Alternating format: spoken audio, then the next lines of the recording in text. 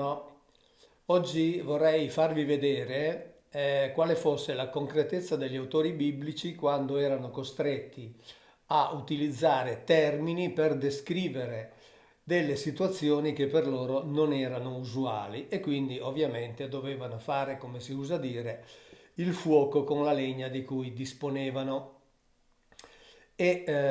Parto ovviamente da un tema che è di grande attualità, anche perché io sto registrando oggi che è il 24 di giugno e domani finalmente si dovrebbe aprire quel famoso e tanto atteso dossier del Pentagono presso il Congresso americano. È un evento molto atteso, direi forse più negli Stati Uniti che non in Italia, anche perché là, leggendo i giornali americani, si vede come i partecipanti al congresso siano seriamente preoccupati da quelle che sono almeno le anticipazioni che si sono avute su questo dossier del quale però già sappiamo un capitolo rimarrà comunque classificato, cioè non verrà aperto, non ne sapremo nulla. Quindi ci saranno comunque delle cose che non ci diranno.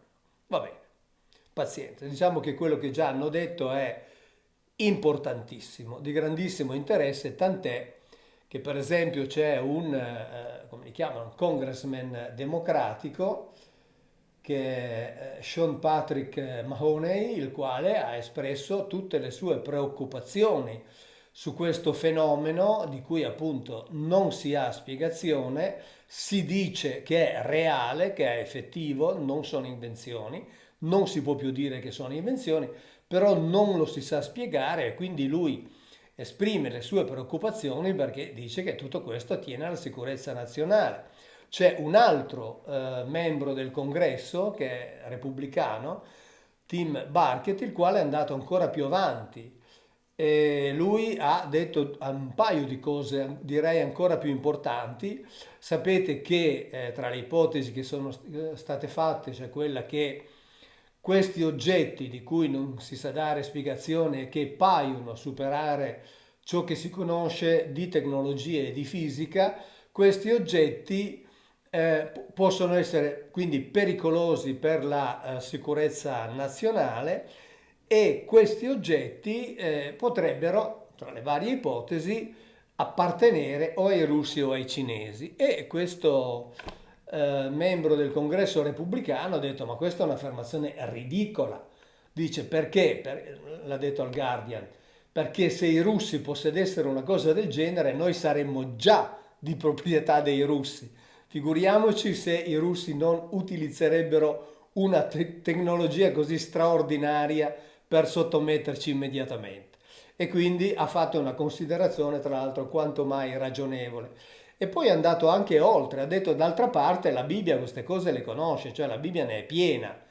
No? E qui veniamo appunto alla Bibbia. Quindi mi ha fatto piacere leggere di queste dichiarazioni di questo membro del Congresso americano che ricorda molto bene come la Bibbia parli di oggetti volanti. Io ne ho parlato, ho dedicato diversi video. In uno di questi video ho parlato di Zaccaria in particolare, quindi veniamo all'esempio che vi voglio fare.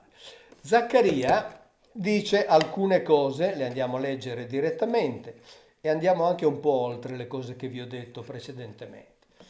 Zaccaria nel capitolo 5 del suo libro, dopo aver detto che l'angelo che parlava con lui dice venne a destarmi come si desta uno dal sonno, quindi vuol dire che non stava dormendo, dice alzai gli occhi e vidi un rotolo che volava. L'angelo mi domandò che cosa vedi e io vedo un rotolo che vola. È lungo 20 cubiti e largo 10. Ora, noi parliamo, perché hanno adesso creato questo nuovo nome per acronimo per identificare questi fenomeni, UAP, cioè Unidentified Aerial Phenomena, quindi fenomeni aerei non identificati, e qui invece Zaccaria ci parla di un identified, cioè di un fenomeno aereo identificato. Lui difatti dice che è un rotolo che è lungo 20 cubiti e largo 10, cioè è un cilindro lungo 10 metri e del diametro di 5 e lo vede volare. E l'angelo gli spiega che è la maledizione, cioè è un qualcosa che il Signore degli eserciti, dice la Bibbia, cioè Yahweh Tsevaot, che come sappiamo era un combattente, ha mandato perché operi, penetri nella casa del ladro, nella casa degli spergiuri e faccia pulizia, cioè è un po' come una vera e propria operazione di polizia. Operazione di polizia che parrebbe confermata per esempio da ciò che andando avanti nel capitolo 6 Zaccaria ancora ci racconta quando dice: alzai ancora gli occhi per osservare ed ecco 4 carri uscire in mezzo a 2 montagne e le montagne erano di bronzo. Qui abbiamo di nuovo una descrizione precisa di oggetti metallici che escono da 2 strutture verticali di bronzo e escono questi 4 oggetti metallici, dice la Bibbia, che viaggiano, diciamo, in 4 direzioni diverse e in particolare quello che va verso il nord, dice l'angelo, che è quello che ha le traduzioni normali dicono ha placato l'ira di Yahweh nelle zone del nord, quindi è come un mezzo, uno strumento, un carro, quindi volante, un mezzo militare che è andato a placare l'ira, cioè che è andato a mettere a posto le cose. Tant'è che la parafrasi, scusate, dei Targumim dice anche che è quello che ha realizzato la sua volontà nel paese del nord. Cioè, quindi ha fatto in modo che lì accadessero le cose che lui, cioè che Yahweh voleva. Quindi tutto questo insieme di oggetti volanti visti da Zaccaria paiono aver avuto delle funzioni di controllo, delle funzioni di polizia vere e proprie, che poi ovviamente vengono interpretate in senso teologico, in senso spiritualista, ripeto, ognuno è libero di dare le interpretazioni che vuole, però insomma il racconto pare rimandarci invece a situazioni ben concrete. Bene, veniamo alla prima però delle affermazioni, dice vidi un rotolo. In ebraico dice vidi una Megillah. Perché dice Megillah? Perché ha visto un cilindro volante. E che cos'è la Megillah? Adesso vi faccio vedere una Megillah, così almeno vedete esattamente qual è la concretezza che utilizzavano gli autori biblici per esprimere e per descrivere delle situazioni. Ecco, questa che vedete è una Megillah. Questo è il rotolo di Ester, quindi il rotolo che veniva srotolato appunto per essere letto, per essere commentato, e questa è la Megillah. Cioè Zaccaria, per poter descrivere ciò che aveva visto, ha utilizzato un termine che lui conosceva molto bene e che i suoi lettori, i suoi contemporanei conoscevano molto bene, cioè un cilindro che vola e ne dà anche le dimensioni. E sarebbe lungo, quello là, 10 metri e del diametro di 5. Quindi vuol dire che era un oggetto concreto, addirittura misurabile, sia pure, diciamo così, ad occhio.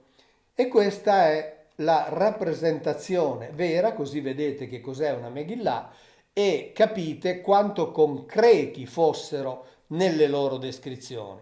È un po' come dicevo quando ho parlato dei carri volanti, gli indiani d'America che chiamavano cavallo d'acciaio o di ferro il treno, perché ovviamente loro non avevano un termine per indicare il treno, però per loro ciò che veniva utilizzato per il trasporto di uomini e di cose era il cavallo e quindi quel treno era di fatto un cavallo, ma un cavallo di ferro. Ma sappiamo anche che gli indiani del Nord America hanno conosciuto l'utilizzo del cavallo solo dopo essere entrati in contatto con gli spagnoli, perché prima loro non utilizzavano questo mezzo di trasporto, diciamo non lo conoscevano come tale e usavano il cane. Tant'è che loro poi chiamavano il cavallo cane daino perché appunto non avendolo conosciuto, utilizzato prima, non avevano un nome che lo identificasse. E quindi se noi volessimo utilizzare quelle categorie esegetiche che vengono normalmente impiegate per tentare di dare spiegazioni ai racconti antichi, quelli che sembrano più fantasiosi, diremmo vabbè, questi si sono inventati un animale. No, per loro quello era un cane daino, cioè un qualcosa che aveva le forme sia del cane che del daino, quindi non era un animale mostruoso, ma era un animale che veniva identificato con i nomi di altri due animali che venivano messi assieme per dare il complesso delle caratteristiche di questo animale che da un certo punto in avanti, appunto dopo l'incontro con gli spagnoli, è diventato per loro lo strumento di trasporto. Ripeto, poi il nome cavallo è entrato nell'uso e è stato utilizzato per identificare il treno. Quindi qui siamo esattamente nella stessa situazione. Siamo di fronte ad una Megillah. Tra l'altro questa è la Megillah di Esther, Esther che è una delle 5 Megillot che io ho tradotto letteralmente, come già ve l'ho fatto vedere, traduzione interlineare italiana di Mauro Bilino. Quindi questa Megillah di Esther è una delle 5 che io ho tradotto letteralmente per le edizioni San Paolo. Ora quindi noi siamo in un momento in cui a giorni sapremo qualcosa di più, non immagino tanto di più, ma sapremo qualcosa di più su questi UAP. L'importante è già sapere che esistono e che non si sa come funzionano e che si sa che paiono superare, violare le leggi della fisica e le conoscenze tecnologiche che noi possediamo, e già questo è più che sufficiente per dire che anche ciò che vedevano nella Bibbia diventa potenzialmente reale, cioè ciò che era impossibile prima e che veniva anche, come dire, presentato con un po' di sarcasmo, no? Con un po' di saccente superiorità, adesso è diventato reale, adesso è diventato vero, talmente vero che nella Bibbia ci sono, così come ricorda quel membro del congresso repubblicano, Tim Burkett, e la Bibbia utilizzava la terminologia che possedeva per identificarli. Quindi in questo caso, mentre siamo qui nel presente di fronte a fenomeni aerei non identificati, qui Zaccaria ne ha identificato uno, ha detto che era un cilindro che volava. Prima di chiudere voglio dirvi ancora un paio di cosette. La prima voglio ringraziare l'amico, il carissimo amico Alessandro che mi ha fatto dono di questa stupenda Megillah di Esther che mi ha dato modo appunto di rappresentarvi la concretezza del linguaggio biblico. La seconda è che leggendo i giornali americani, parlando degli UAP, si legge anche che avrebbero addirittura interferito in varie nazioni con i sistemi nucleari, spegnendoli e poi riattivandoli. La terza è che quel senatore repubblicano che vi ho citato, Tim Burkett, che ha detto appunto che sarebbe ridicolo pensare che potessero appartenere ai russi o ai cinesi, lui si è spinto molto oltre e ha detto che per lui sono di chiara origine extragalattica. Ovviamente io questo non lo so, non so dirvi da dove provengano. L'importante, come sempre, è rimanere con la mente aperta ed essere disposti ad accogliere quella che sarà, e speriamo un giorno di averla, la verità. Ciao, grazie a tutti e alla prossima.